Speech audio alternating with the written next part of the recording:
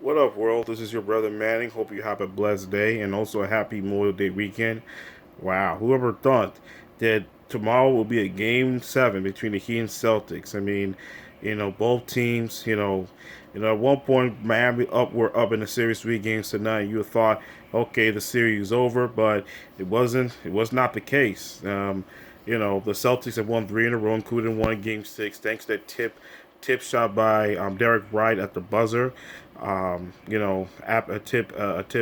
tip shot after a Marcus Smart miss, and now it's going to be a game number 7, and it's going to be a very epic battle. To be quite honest with you, because I never thought the Celtics will get back in a series and will get back into the series, but they did. They're going to be a game 7 in Boston, in which most likely Boston will end up winning this game plus the series, and will end up playing against Denver. It seems to me that the Heat had an opportunity last week, or yesterday, and even back on Thursday, but it just wasn't the case. And this Heat team, I mean, listen, they came in the 8th seed. They upset Milwaukee, they beat the Knicks, and then we all thought, okay, they'll end up going to the finals against Denver. It was we all thought it was like that, but it wasn't. It seems, and now the winner of this game, the Heat and the Celtics, will face Denver, and I think Boston has home court advantage, so they probably will host Game 1 of the finals. I'm not really that too sure, but I think they're going to have home court advantage because Miami was lower seed. I think they won 44 wins, and I believe Boston won. I believe they won 55, and I think Denver won 53 games. I'll look it up soon.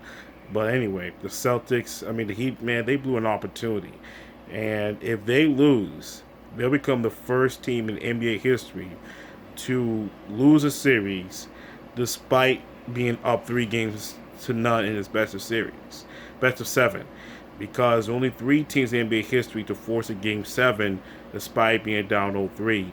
The 1951 New York Knicks, um, the 1994 Denver Nuggets, and I also believe the 2003 Portland Trailblazers. All 3 teams, but unfortunately, none of those teams won the series. They all lost in game 7s.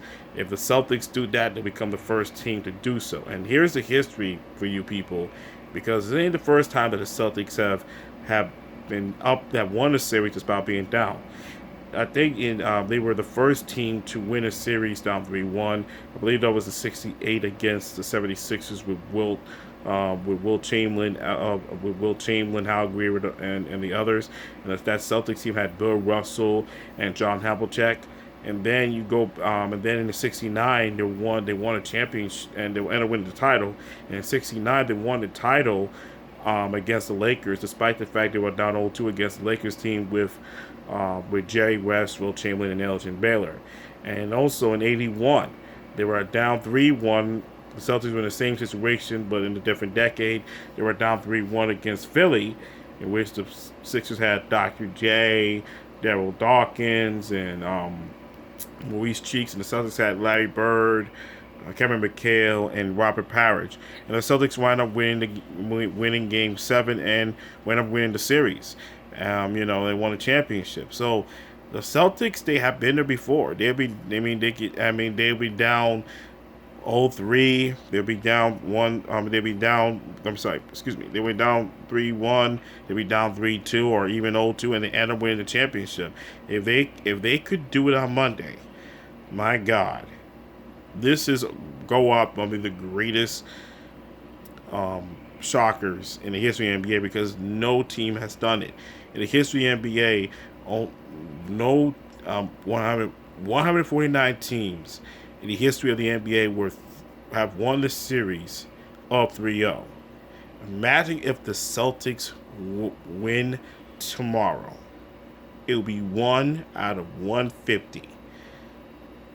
It's amazing. And the Heat, I mean, if they lose, there's an opportunity that they miss. And we also got to look at Eric Spoelstra. And listen, Eric Spoelstra is, without question, is a Hall of Fame coach. But let's be real. He hasn't won a championship since LeBron left. Yes, they went to the finals in 2020 at the bubble, but they lost against LeBron. So at some point, we need to look at Eric Spoelstra as a head coach and say to yourself, is he, because with all the teams, all those 14 top, he was named one of the top 15 greatest coaches of all time. Let me tell you something. Now those 14 coaches never lost the series up 3-0. Okay? Okay? So we need to look at him if they lose. But anyway, I digress. So I will say this: who's going to win Game 7? Um, who's going to win Game 7? I'm going to pick the Celtics, and I'm going to pick the Celtics. Okay, I picked the Celtics to win the series, and I'm not changing that subject. I'm not changing anything. I will say the Celtics will win the series. And also, a somber note, I'm going to give my condolences to the great late Tina Turner, who passed away a week ago. My condolences go to his family. My all-time favorite song with her was "I don't want to fight." I heard that it was in a soundtrack of her autobiography movie called "What's Love to Do with It," that starred Angela Bassett back in the early '90s. So my condolences to her, to Miss Tina Turner. Rest in peace.